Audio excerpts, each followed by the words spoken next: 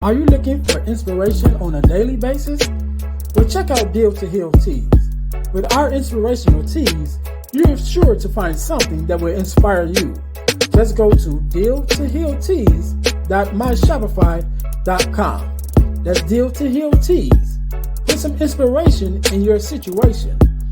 Wear inspirational tea and be inspired all day. That's Deal to Heal Teas at dealtohealteas.myshopify.com.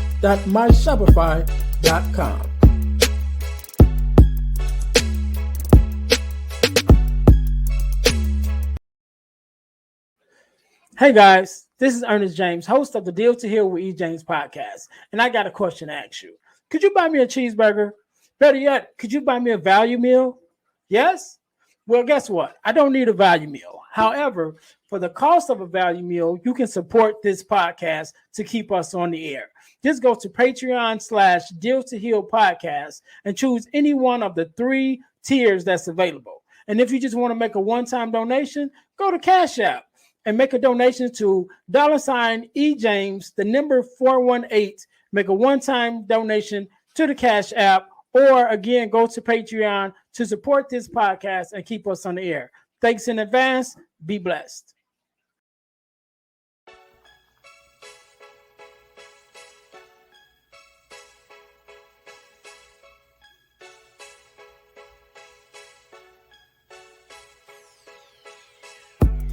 Welcome to Deal to Heal with E. James podcast. On this podcast, my guest and I will discuss topics and ways to help us to heal in every area of our lives. I believe that everyone can live a life that is happy, healthy, and whole. So I'm on a mission to help people to deal, heal, and fulfill. Deal with your problem, heal from the pain, and fulfill your purpose. Thanks for tuning in. Let's get to it. Welcome to the Deal to Heal with E. James podcast. I am your host, Earnest James, and I believe that everyone can and should live a life that is whole, healed, and healthy. And therefore, I'm on a mission to help people to deal, to heal, and to fulfill, to deal with your problems, to heal from the pain, and to fulfill your purpose. Thank you guys once again for tuning in to the Deal to Heal with E. James podcast. If you haven't already, make sure that you listen, like, subscribe, and share to our podcast on all of our social media platforms, on our YouTube page, our Facebook page, definitely where we're able to interact with you more on a day-to-day basis, and to share information with you more expediently than we can with the podcast.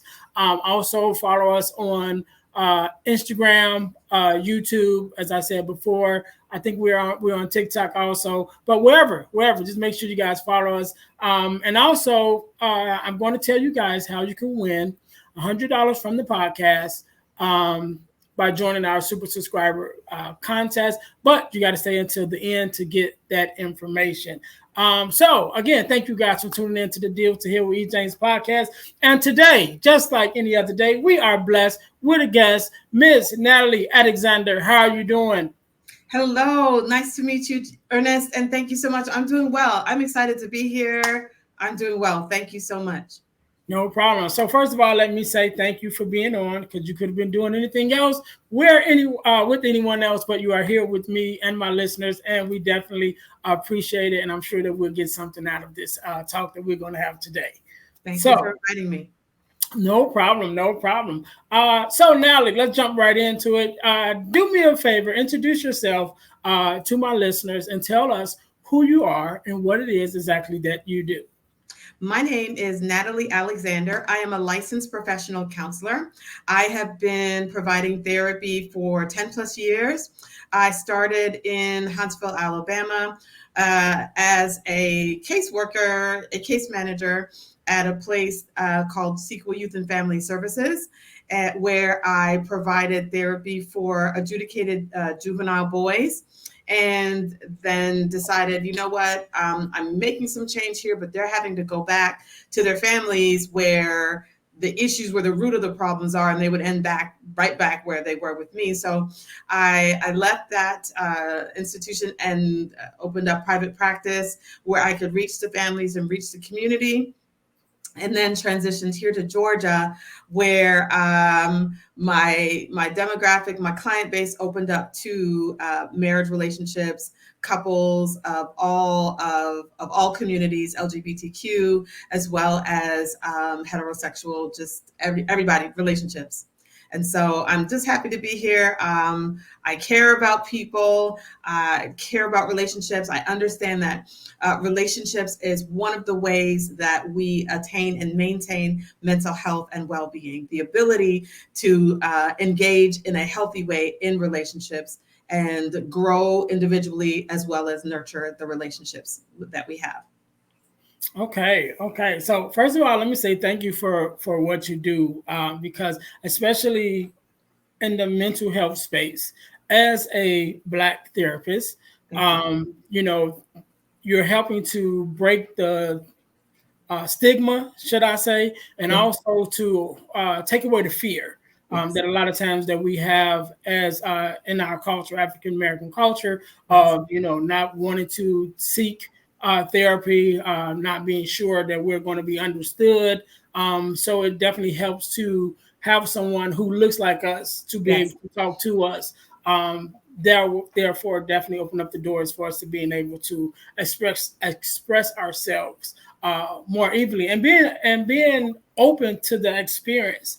Yeah. I'm definitely one who believes in therapy. My belief came in a different way, should I say? I mean, I was always open to the fact, but mine came in the way of bereavement. Mm. When my mom passed away, Mm. I went and I started taking bereavement sessions, group sessions of bereavement. And in the midst of that, I realized that I really liked it. And so I stayed there. I became a volunteer. They asked me, to start helping to facilitate, which I did. But I realized that only I think the time that I was there as a volunteer, maybe was a little over a year, and in that year's time, I think we only had two at the most of Black families to come through there. And Wow. I knew that it wasn't because we weren't dying, and it wasn't because that our families didn't need the help, but it was, of course, the stigma that we have around seeking therapy and things like that. So thank you again for just by being who you are helps to eradicate some of the fears that we may have around seeking help and therapy. So um, let's go back a little bit. Actually, since we're there, let's go back a little bit to younger Natalie, who's growing up and saying, what do I want to do when I grow up? So, what was it that even made you want to go down that road, or was there an experience that said, you know what, this is the way I want to go? Younger Natalie, um, younger Natalie was more artistic and creative, going through her own childhood traumas and experiences. But younger Natalie loved people in the same way that older Natalie loves people. I, and as I grew up and into my adulthood, people, random strangers, and it still happens to this day, will walk up to me and I will smile and greet, and they will start pouring out their problems. I went to Black Wall Street here in Georgia about a month ago, and I went to a vendor, just wanted to get a smoothie, and I was just talking, trying to figure out what smoothie I wanted to get, and she leaned over. It was an African American woman. She said to me, "What do you do for a living?" And I said, "I'm a mental health provider." And she said, "I just feel this pull to tell you all about my life," and it just happens. It just happens. And so when I was after the birth of my second child, I believe, or while pregnant with my second child, my physician, OBGYN, said to me, because at the time um, I was a stay-at-home mom with my first child, and prior to that, I was in dentistry, dental assistant. She said to me, what is it? What do you want to do? What's your thing?" And I said, I guess it's just help people solve their problems, because people just walk up to me and just start sharing and start pouring, and the answer just comes. And I would say what came to my mind. It would help, it would heal. They would leave, and here I am. So it's my gift, it's my calling. Okay, cool. And the reason why I asked that for several reasons. One reason I asked that definitely to add to the credibility of the guests, because generally the guests that I have on when we're speaking about a certain topic is because of an experience that they have had, Mm, which allows them to be able to speak on that topic.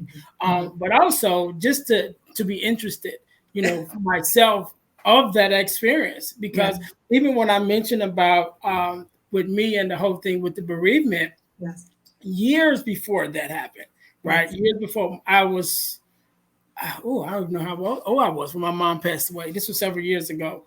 Mm, But years before that, in my teenage years, I remember this one night, and I've told the story on a podcast before, but to my listeners, don't get bored. I'm gonna tell it again. So, but one night me and my cousin, it's been maybe about 10 o'clock at night, and we go to the corner store. Right, just go to the corner store. It's that night. We're going to get whatever we was going to get, and it's maybe about 5 or 6 people in the store, and then two gentlemen come in the store, two adult gentlemen, African American guys. One guy is huge. I remember him being huge. He's tall, he's big, just overall big guy. And the other guy was smaller, more like, average size guy. But right. the big guy is crying, right? Mm, And so 10 o'clock at night, two adult men, grown African American men crying in public, and I'm like, all right, something ain't right. And right, so in the midst of his conversation while they're together, so the smaller guy is trying to comfort the bigger guy. right. And so, in the midst of his conversation or their conversation, I was able to pick out that something had happened to a female member, friend, or whatever. Um, Mm, but I'm led to believe that maybe it was someone that passed away, you know. mhm, And so he's they're trying to have this conversation, and he's crying. The other guy is trying to calm him down. We're in line to go to the register. They're right in front of me, and it's maybe about 3 or 4 people in front of them, and they're having this conversation with each other, and the one guy's trying to calm him down, and then he gets to a point where the bigger guy just turns around and he punches the top of the counter with his fist. And it boom, it like echoes through the whole store. Everybody turns around and he was like, I just want some cigarettes. And so oh, everybody was like, all right, get this man some cigarettes. So everybody kind of moved out the way, like, hey, go to the counter. So he right, comes to the counter, he buys a cigarette, he goes out the store. You right, know, I didn't know the two guys, don't really remember what they looked like, never saw them again, right. but that stayed in my mind. Mhm, That event, and I was, like I said, I was a teenager at this time. mhm, So mhm, fast forward to after my mom passed, and I'm going through these bereavement. Um, I'm going through these bereavement sessions, mhm, and I'm so inspired by it that I'm like, okay, I'm going to stay. And so right, I stay, and then that even led to me um, starting a nonprofit called Aunt Christine's Charities, named after my mom and my mother-in-law at the time, who also had passed away, mm, and offering bereavement services through my nonprofit. right, So that's why I asked, because I know that there are a lot of times there's significant events that happens in our lives that lead us down the road that oftentimes we don't do the connection. Because again, that happened when I was a teenager. I probably right, was 17, 18 years old. So right. mind you, by the time my mom passed away, this is about 10 years ago, I probably was in my 30s. Okay. So it's a good 10, 15 years in between this time period where that event happened. But yet in the back of my mind, it still was so vivid that once I got into this space of therapy and bereavement, it came right back, as clear as day. And so Right, that's why I asked, because usually there's something in our life that happens that sends us down this road to become who we become. right. And so that's why I asked. That's my only thing. Okay. Well, thank you for sharing. Yes, yes, I get it. I get it. Yes. No. So so I know you're a therapist, and then so were you always working with families and relationships, or were you doing something else, and then it just kind of woven into the space of families and relationships. As far as therapy is concerned, I'll say this because what you shared with us reminded me of another very important part of my career choice. I have a younger brother, and at the time, for the longest time, he has been a substance abuser, having issues with substance abuse, and I just wondered. I remember sitting on a train in the subway, just wondering, like, why, what, like, why did he choose that? What's going on in my family? Like, what? Just asking the questions, in my mind, and then never really getting an answer. And so, years later, I'm in school, I'm finishing up my master's degree in therapy, psychology and counseling, and I have to go to a site for my internship, my practicum and internship. And so a friend of mine that I went to church with, I was like, oh, you're a therapist somewhere. Where is it? She's like, yeah, let me talk to my supervisor, and then I'll, ask her if she would be your person for practicum and internship. And so she did. And I spoke with the woman. She's like, yes, bring your form. I'll sign it. And I had no idea what I would be doing or where I was going. So I walked in the place, I signed the paper. She agrees to be my supervisor, my clinical supervisor.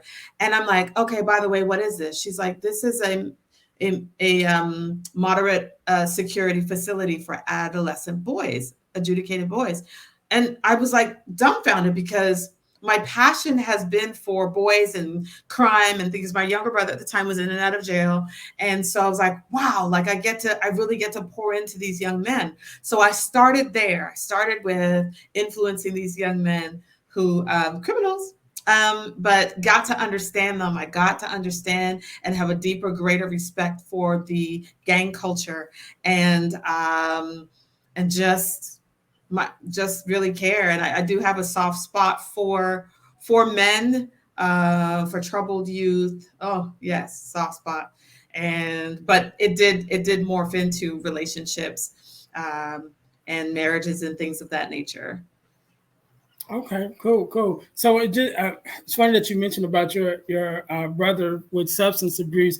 I just recently, at the time of this recording, just this past Sunday episode was released on a podcast that I was a guest on, where I Mm-hmm. talked about my experience of watching my father Mm-hmm. suffer from not substance, well, substance, it's still a substance, but it was alcohol. But Mm-hmm. watching him struggle with that during the years, and even how that impacted myself and my brother in two different ways from the same example. Yes.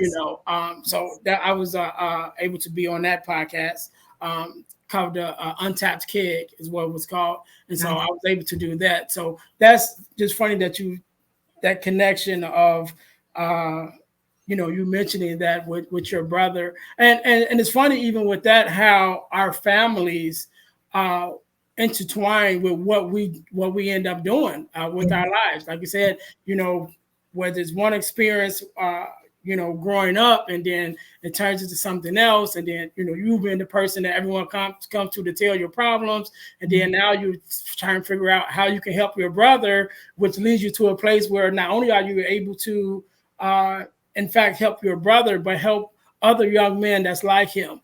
So it's funny how God works with putting Yes.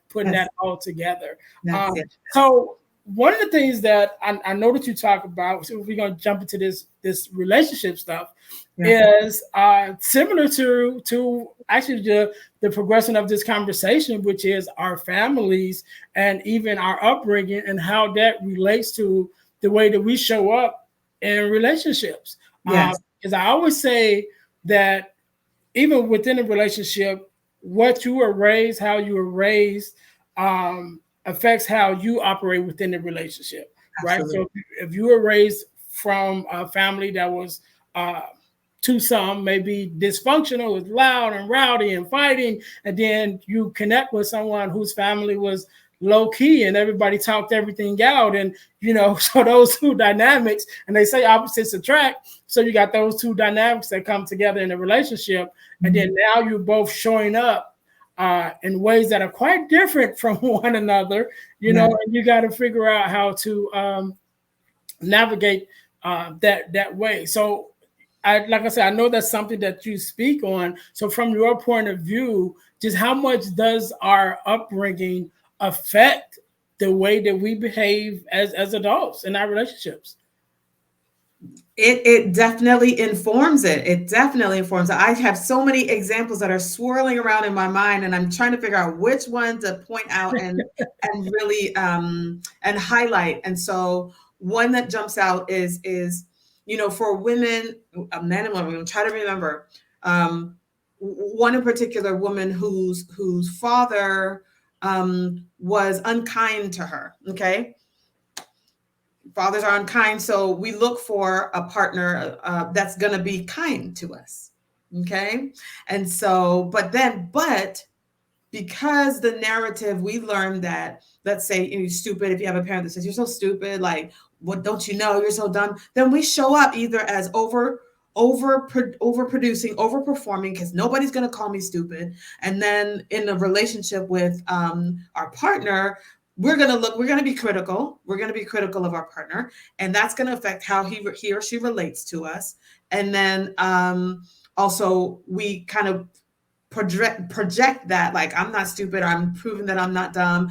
It can translate in so many ways, but then altogether, in the sum total of things, we don't feel positively about who we are as individuals. And so there's that, right?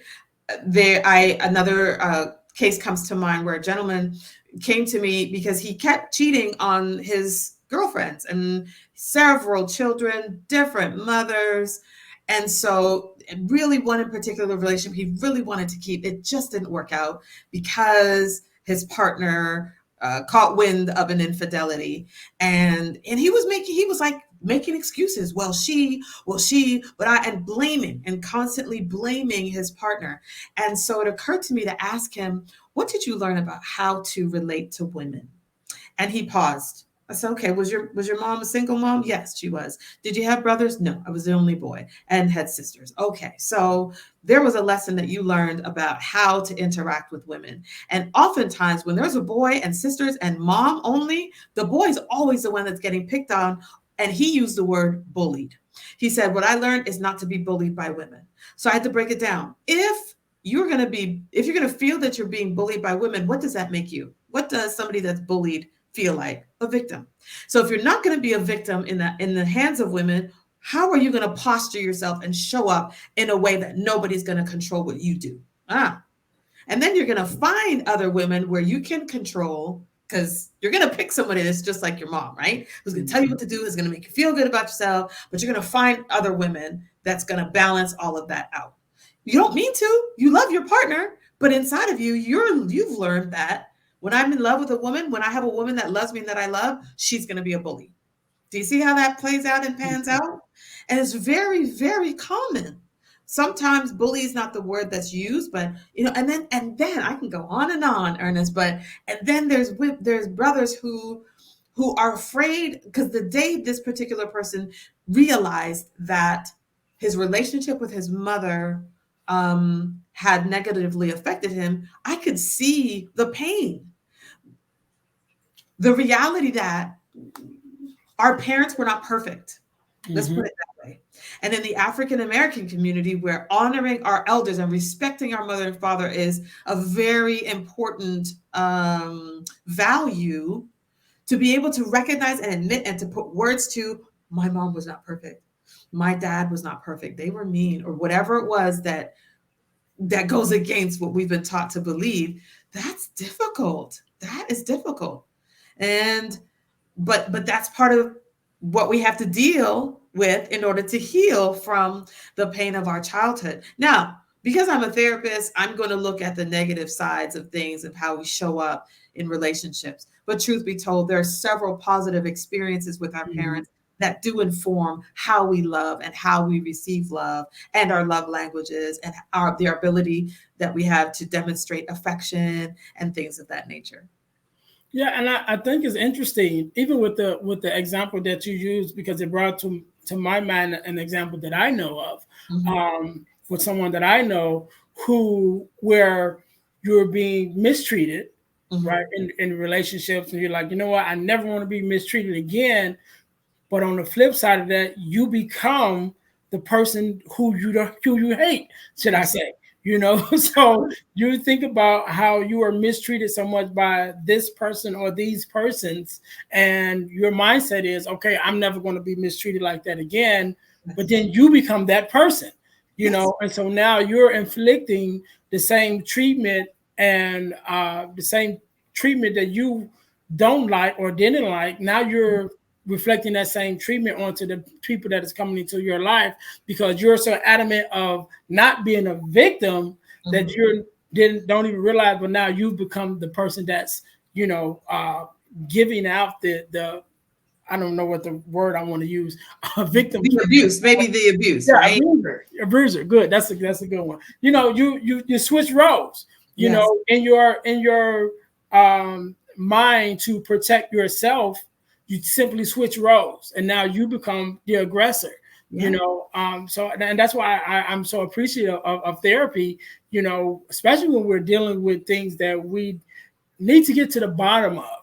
You know, Yes. we need to get to the bottom of why we're doing the things that we do, why we feel the way that we feel, and even like you said with the young man who you talk to be able to recognize, okay, the way you're acting comes from somewhere. There's a source of Mm-hmm. why you're playing out that way, especially if your actions is going against your own desires. You know, Right. you want to be with the person that you're with. You want to treat her right. You want to love her, but there's something in you that just leading you to go this other way. So you So have to be able to acknowledge those things. So I'd like to put our my finger on the word shame and the concept of shame, and how shame has been a staple in the African American community for generations, and how shame can keep us from healing and from looking inward, because we've learned that, because shaming your child, why would you do something like that, how could you possibly think that that was the right thing to do,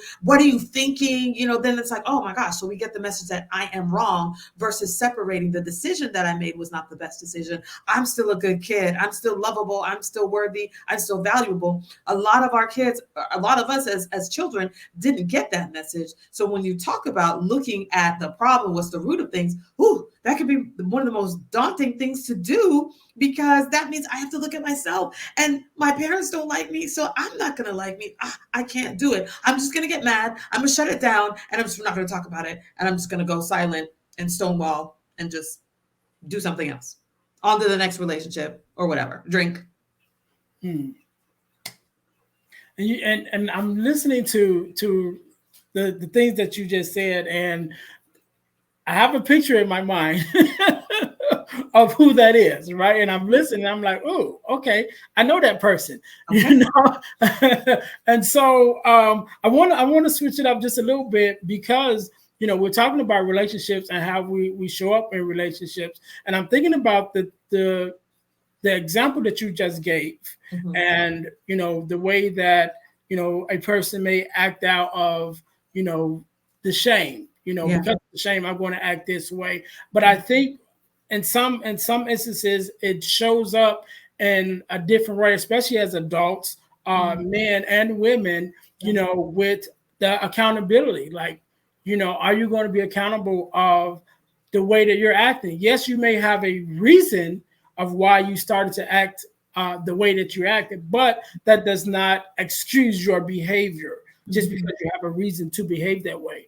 And Mm-hmm. so, in this climate, I do a lot of conversations about relationships, Yeah. and one of the things that's come up a lot now is the accountability, especially in this generation or this day and time, with some of our women. Is like, we don't want to be accountable for our actions. And it's like, yeah, I remember watching, it was a clip from a another podcast, Mm-hmm. and it was a male and female panel, should I say. And the one lady was talking about that she was in a relationship with a married man.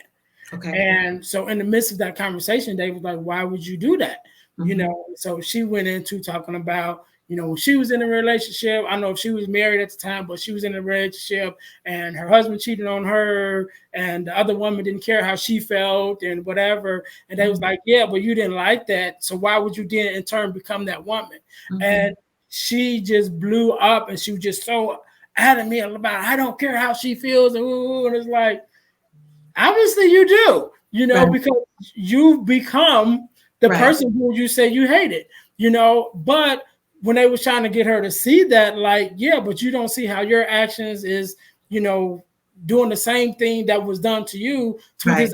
this other person, and she just wasn't trying to hear it. Right. And now that's our, kind of an extreme example in that case, but even in more subtle ways, just in the way that a lot of times now, it seems like some of the women, just when it comes to the accountability, they don't want it. And so I think there's a miseducation, whether it's passed down from other generations or it's just given within the culture of this time, that women are just miseducated on what it really is to be in a relationship, and men too, but it's just an example, just going off some of the things to my mind from what you just the example that you just given. Yes. That's what came to my mind. Yes. And I think that a lot of times we're just misled.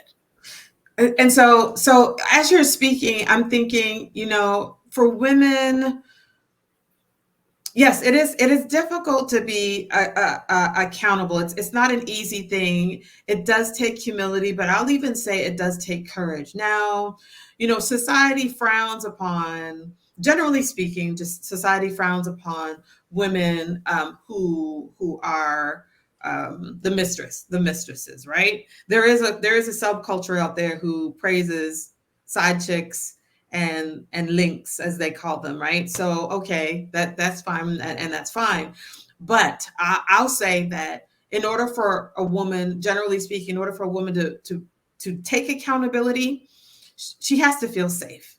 And so when you're telling a woman, well, how could you possibly, don't you think that it feels bad? How would you like it if? That's a lot of like finger pointing, and that does have a flavor of shame to it, versus, sis, like, I guess he really loves you and I guess you really love him, but I want to encourage you to love yourself a little bit more than that. Like, you are worthy to have a man all to yourself and not share a man, or man, like that woman, that other woman, his wife must really be sad. Like, what are you feeling? What are you going through? Like, this is a lot of hurt that I'm feeling because of what you're doing. Because at the end of the day, I doubt that mistress is intending to hurt anybody. At best, her intention is to get some needs met.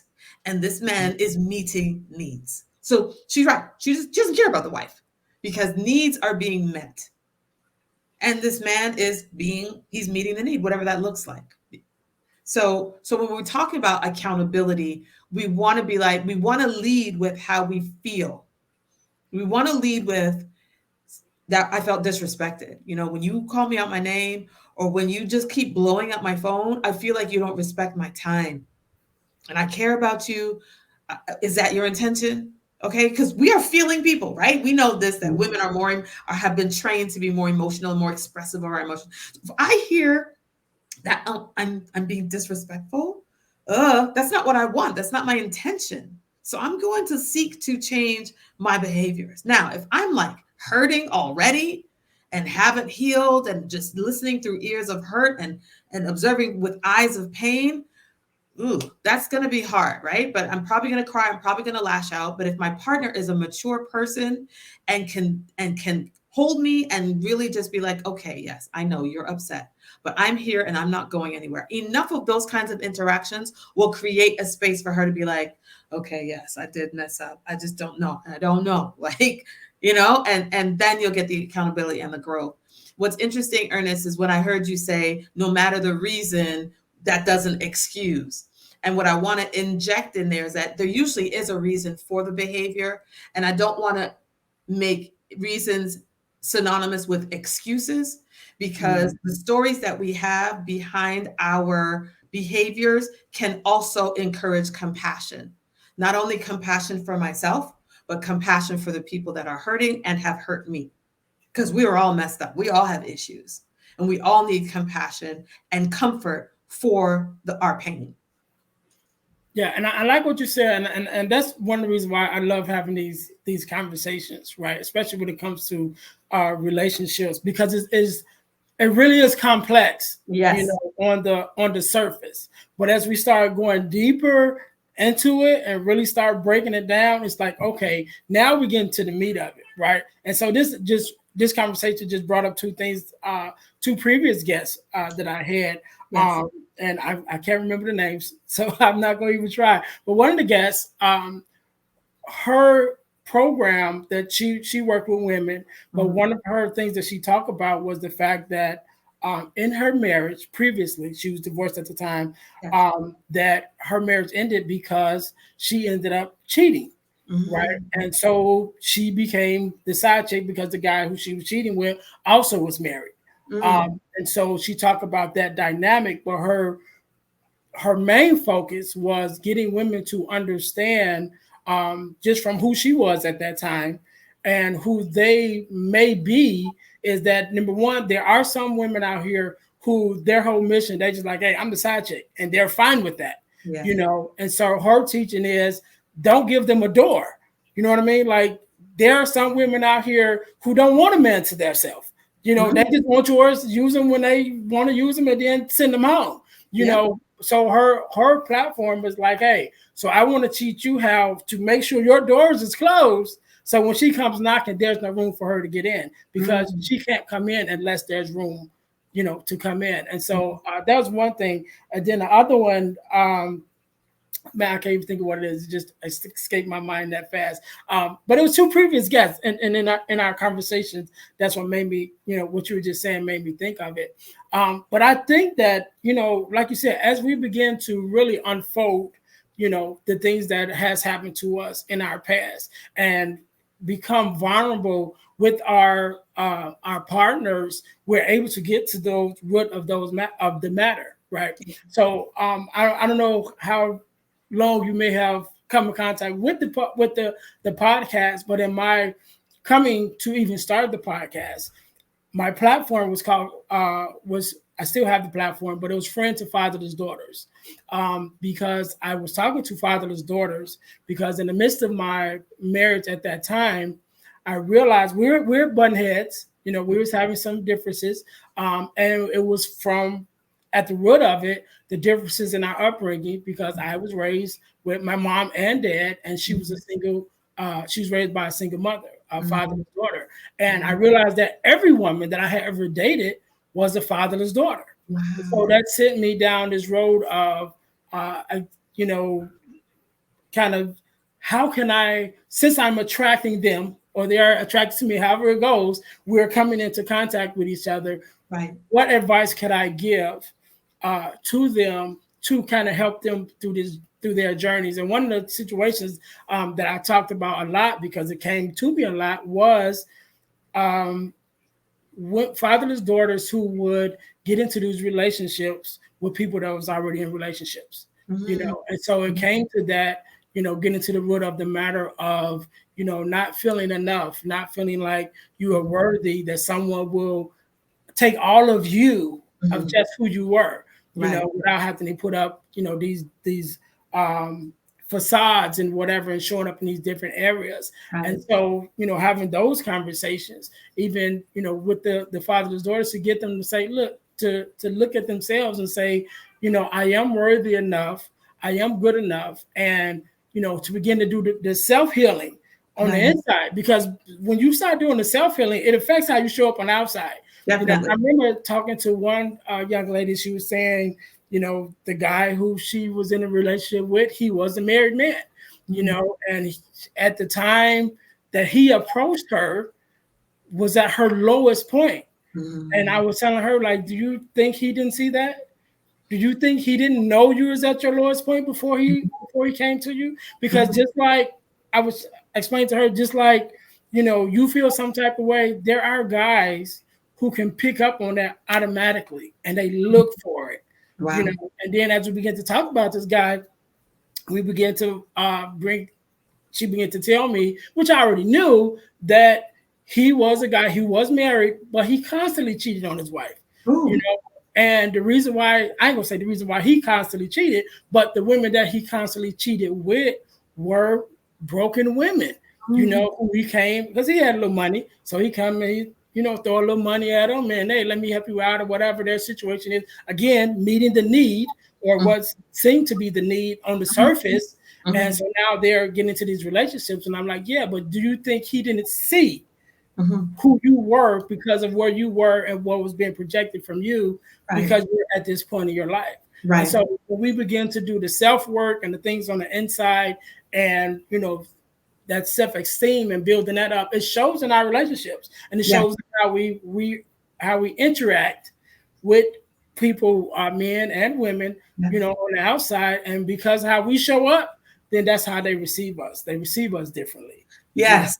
Yes. And I want to highlight this another woman in particular who would constantly pick fights with her partner who she loved. He loved her, but it would be like she would just pick a fight and just go off and disrespect him. And the final straw was, you need to go to see a therapist or else we're breaking up.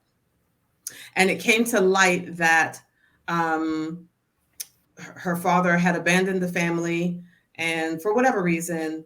And so the encouragement was, and this is very common also, the encouragement was, see if you can talk to your father. And thankfully, one of the rare cases that her father was available and willing to have a conversation and share his story, about what really happens. Because this is the other part, when as we're being raised, we're little children, we don't understand the dynamic between the adults in our world. We just come to our own conclusions.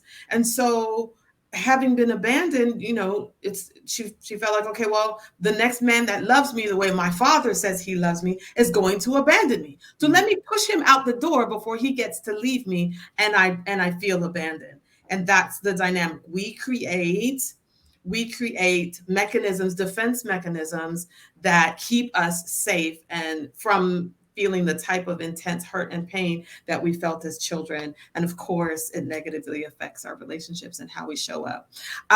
One thing, though, I want to talk about the miseducation of women also as it pertains to our relationships with men, because we are emotional, right? And the relationship, if I meet a man and, oh, things are going well and I love the way he makes me feel, of course he wants to make me happy and make me feel good. And we in our minds as women, it's such a wonderful relationship because I feel good, because it's the emotional high, and we're honeymooning, and then we might get into an argument, but because he likes me and he wants me to be happy, we'll make up and we'll move forward and the relationship will progress, and then we get married. Well, after maybe 5, maybe sooner years or so, he's getting in the throw of like, okay, I gotta show up. I gotta go to work. I gotta pay the bills. And so she's like, well, what happened to all the feelings? What happened to all the what? Like, you don't show up. I need you to be blah, blah, blah. Well, the relationship was founded upon how he made me feel. And so we've been miseducated in that regard. And for the best of couples that have other things in common, that have something to build together, but come to me because of communication issues where he's feeling disrespected and she's feeling unloved. Well, the unloved is that he's just not emotionally available anymore. And I'm doing all the things for him. And now I don't want to have sex with him because I don't feel like he made me feel in the beginning. The miseducation is, women have not spent the time that it takes to know who this man is as a man and what it looks like when he buckles down and gets to work on the thing that makes him, that fills his cup.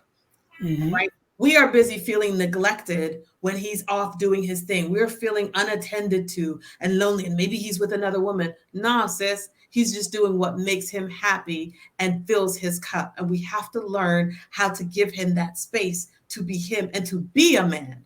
I had a couple that a woman where she said to me, I feel like, he could just be softer. He could talk softer to me.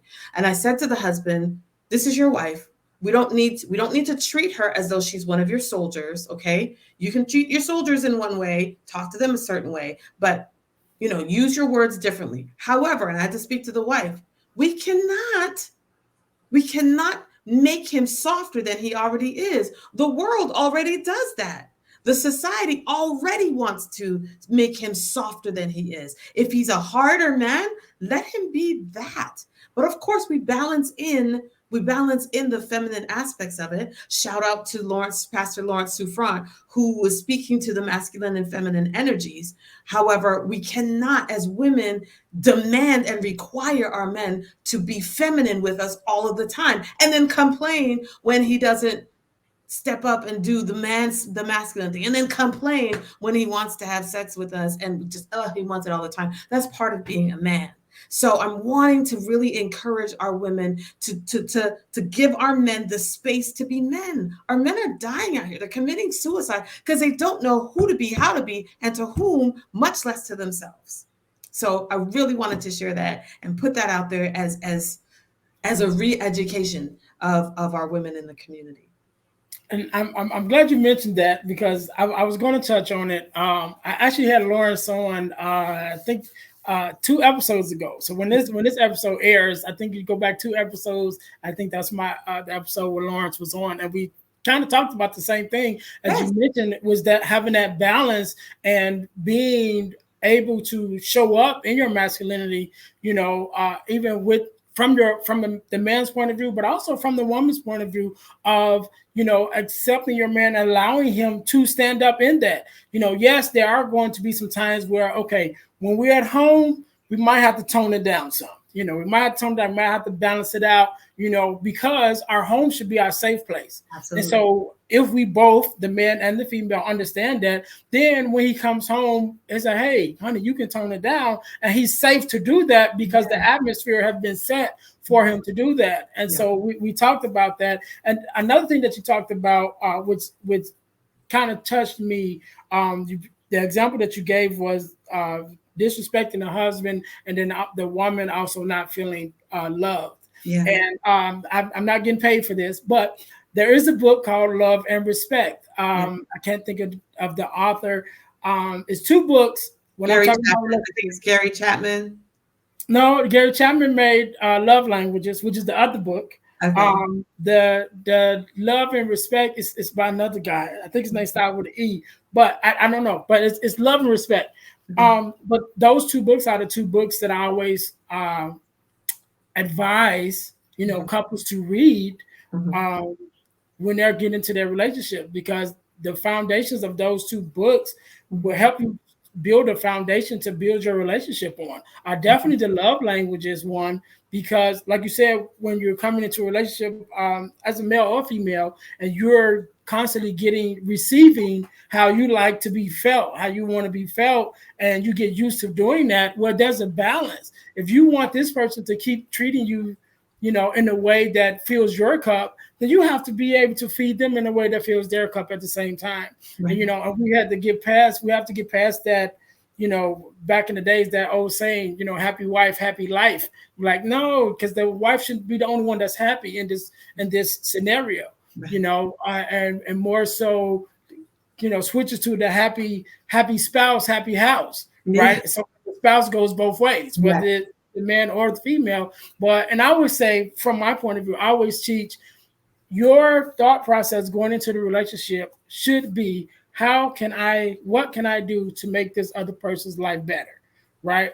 Always, what can I do to make their life better? And if they're thinking the same way, then you're both going to constantly be feeding into each other what each other needs. And so you want to have that balance. But it's when you start thinking about, okay, I'm not getting what I want, and what do I need?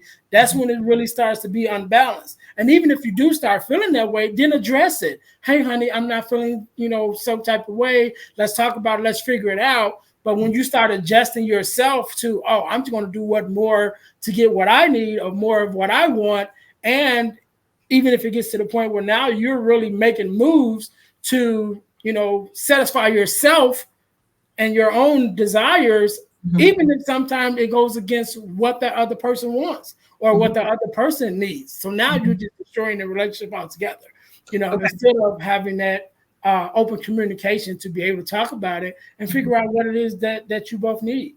So I'm going to challenge what you just said a little bit, and I'm going to Mhm. challenge it and flush it out because we might be saying the same thing, but a lot of people believe what you said, like wake up and well, how can I do? What can I do to make this person happy? Right? That's what you said, right? Well, I said better, not happy, because is a happy is a self Okay. fulfilling place. Okay. So So I what can I said do to make this? better is my thought. What can I do to make this person's life better, or What can just I the do day, to make? just the day? What can I do to make this person's life better? I challenge that because that kind of that gives room for a relational dynamic called codependency, Mhm. where the spouse can decide, well, if my life is not better today, it's his fault. Like, and I think you alluded to that. Like, it's his fault because, he didn't take out the trash or like the dishes aren't done. Now, like, oh my gosh, I'm just so frustrated. Well, no, like, I my life is better because I am me and I'm showing up in this relationship with you, and we are both contributing to the fulfillment of each other's lives and well-being. And like I said, we might be saying the same thing, Mhm. but the driving force and the motivation has to be, I'm here. I'm happy that I'm here. I love who I am. And I just love who you are. And if there's something about you that negatively affects who I am, then let's talk about that. And maybe you're saying that as well. But other than that, I married you because I know who you are. I've spent time knowing and observing and fleshing out, and we've gotten to several arguments and disputes and situations, and we've kind of fine tuned this relationship so that we can flow in music, in harmony with who I am. And so I can be authentic. And in my authenticity and in your authenticity, wow, this is just a wonderful place to be. I'm not looking for how I can make your life better today. Your life is just wonderful because of who you are. And my life is amazing just because of who I am. Yeah, and so okay, And that's called interdependence. okay.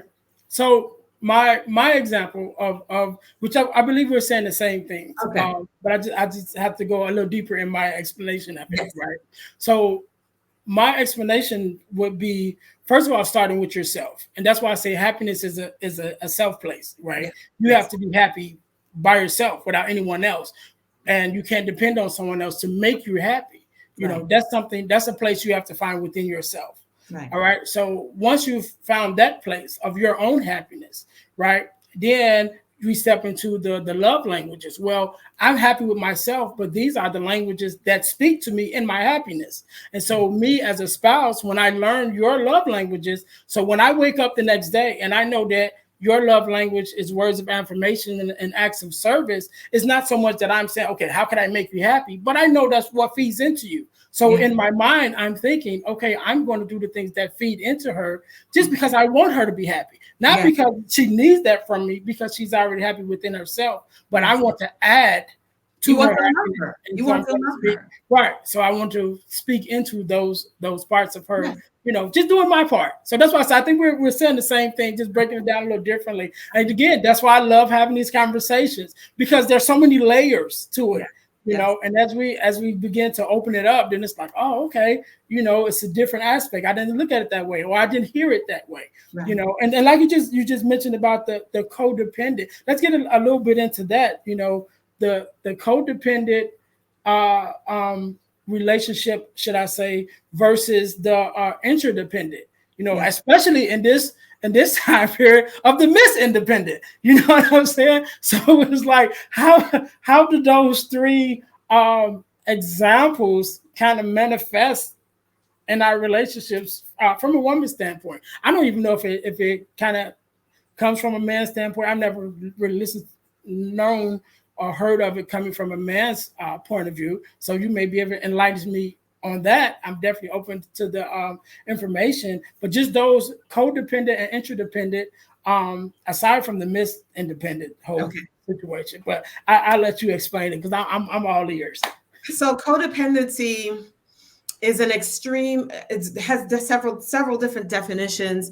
I'm going to land on codependency is a title of a relationship where the people involved in the relationship depend on each other to get their needs met. It's a heavy, intense dependence on getting their emotional needs met. And codependency comes from a childhood of neglect where parents were just not emotionally available to provide for the child. Codependent adults are children who learn that I got to do life by myself. No one's going to listen to my emotions, so I got to figure it out. Or I'm going to expect people to read my mind and to know what it is I need from them. And then I'm going to anticipate other people's needs, and then be mad and resentful when nobody's reading my mind. And then I'm going to jump in and have all the answers for everybody, whether or not I was asked, so that I can feel important and purposeful in these relationships. And all codependent, I'm going to go ahead and say all, like nobody likes extremes and generalizations, but all codependent relationships hit a wall, because there's always going to be somebody who's going to be angry and bitter and resentful because they feel like they've poured all of who they are into this other person with nothing in return, because the person who's receiving all the things is satisfied. Like, I don't need anything. You're giving all of it. You're reading my mind and you're providing all the things. So that's codependent. And I want to say that in the African American community, the word codependent is a misnomer. We think that because it's we think that it means with dependent, but it's actually no. No, it's not a positive, it's not a fulfilling and healthy relationship dynamic at all, because it takes away independence and it has no boundaries. Codependent relationships rarely use the word no, right? And so that's one of the very important tools to get away from codependency, the word no. And when we get into interdependence, we're talking about, like what we just shared, the ability to be self-aware, the ability to self-soothe, meaning when I'm upset about something, I'm not going to my partner to make me feel better. I'm learning what kind of things make me feel better, whether it's music or exercise, conversations with my girlfriend, sitting by the water, poetry, whatever that looks like for me. And then being able to share that with my partner. And then, have hopefully my partner is emotionally aware, emotionally competent, intelligent enough to be able to comfort and empathize with me and be a partner in helping me solve whatever the problem is. Of course, there'll be times when I'm upset in the presence of my partner and he's there to help comfort, things of that nature. But it's not the dependence to make I feel better. I'm going to feel bad until my partner makes me feel better. Oh, my partner has a sense of humor. I'm just going to feel bad until he makes me laugh. No, ma'am. No, ma'am. Yeah, I definitely can connect with the codependent aspect. I have definitely seen that in my lifetime, and even having conversations with people in those relationships, be like, a lot of times they are looking for the person to fulfill them, and then sometimes they never even tell them. It's like, so how is they supposed to know what it is that you want if you can't even, you And know, and that's the nature of yes, that's the nature of codependency. And there's lots of blame in codependency. You see, I'm feeling this way because if you had not, then I would not. No, ma'am. No, sir. No, Yeah. sir. The work, and recovering from codependency is hard work, because there's guilt now. Like, I feel guilty for saying no. I feel guilty for doing what I want to do. And so it's eradicating that guilt and keeping yourself individual and owning your own authentic emotion and thoughts and behaviors, and being okay with who you are and being free to be who you are. And then, once again, that boundary. Because when we set boundaries and we say no, and when we say, no, I don't want to do this anymore, I'm not going to do this anymore, it leaves first of all, it doesn't feel good to the other person because they're not accustomed to the boundaries. But then it gives them space to decide, okay, well, this is what I want to do then, and I'm going to do this. And if they happen to want to be together and stay together, hallelujah. If not, we grieve the loss of that relationship, but we move on, because we move on and hope for the best in other relationships, other friendships, and we we learn how to engage and interact in a healthier way. Yeah, and one of the things that I often advise in those relationships is to do exactly what you said and start building those boundaries. And I always say, first of all, start with the boundaries with yourself. Yes. What are the things that you are not going to allow you to do? Yes. That's going to make things better. Because a lot of times, some people, especially in the codependent relationships, they are quick to put up the boundaries for the other person. Like you said, because they already have that blame. Well, you did this, so that made me do this, whatever. So I'm gonna put up these boundaries so you don't. Like, no, no, no, no. Start with you.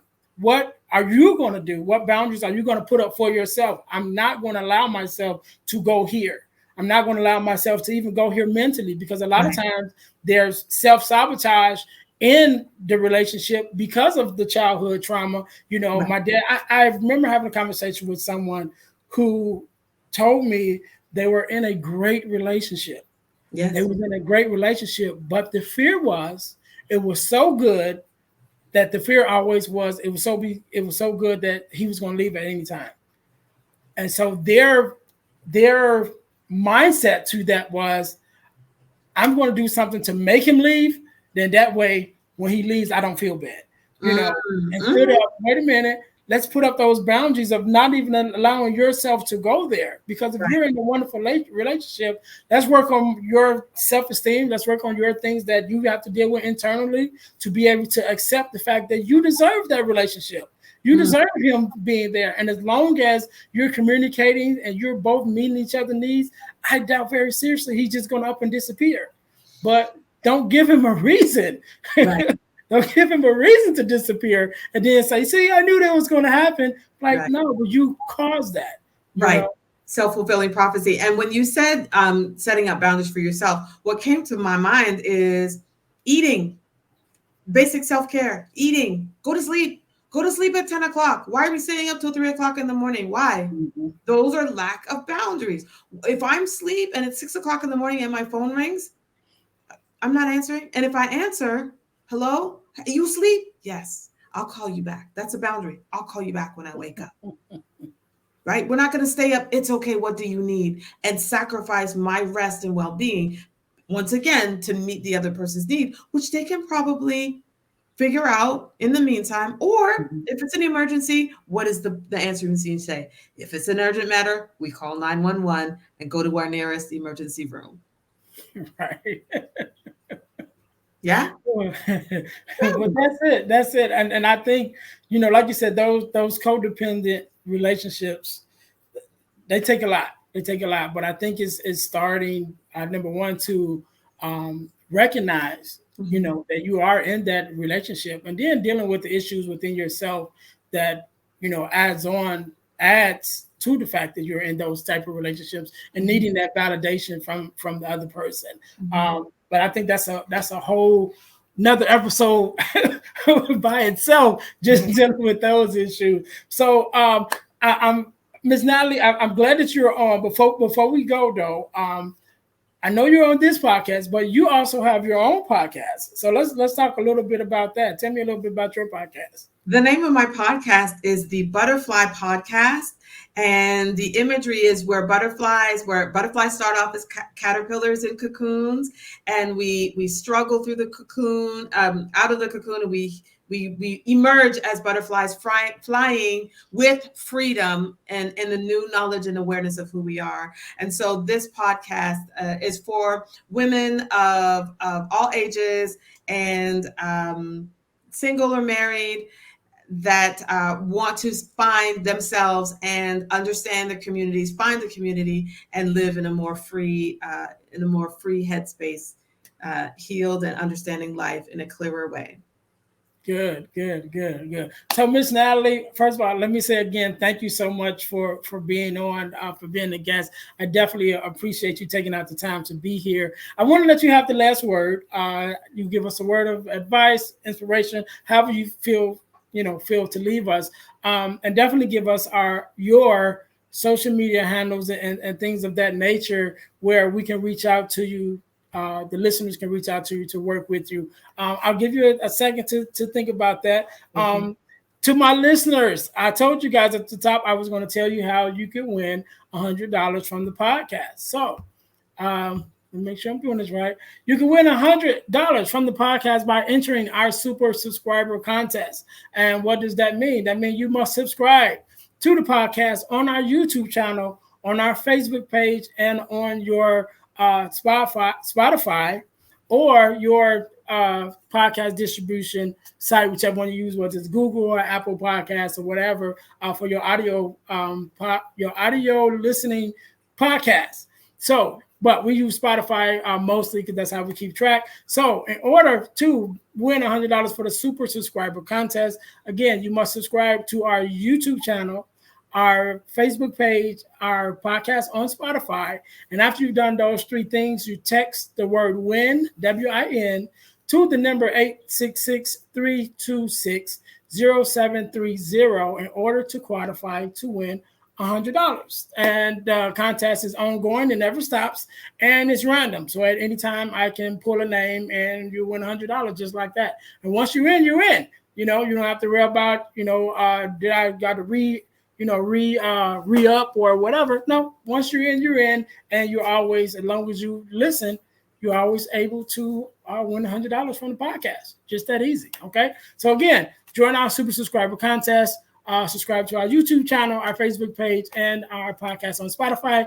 Text the word WIN, W-I-N, to the number 866-326-0730 to qualify to win $100. Miss Natalie, again, thank you so very much for being on, for gracing us with your I can't talk, with your presence and your expertise.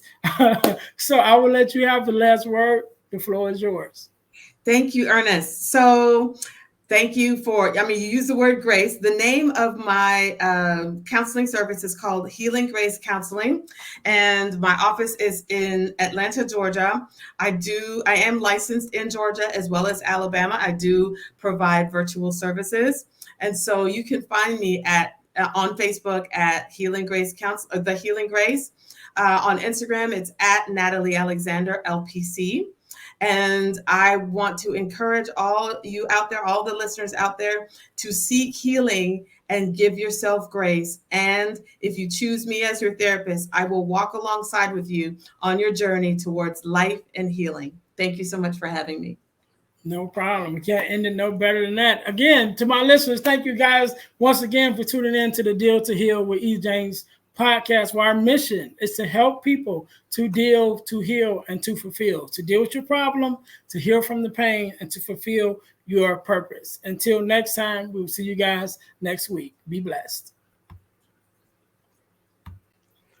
Hey guys, I know you're enjoying the podcast. However, don't forget to join our text line at 866-326-0730.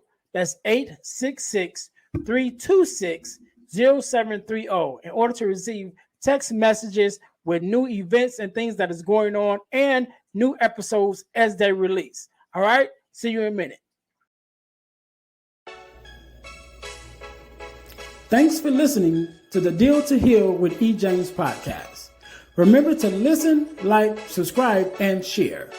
This episode has been brought to you by Deal to Heal Teas. Put some inspiration in your situation.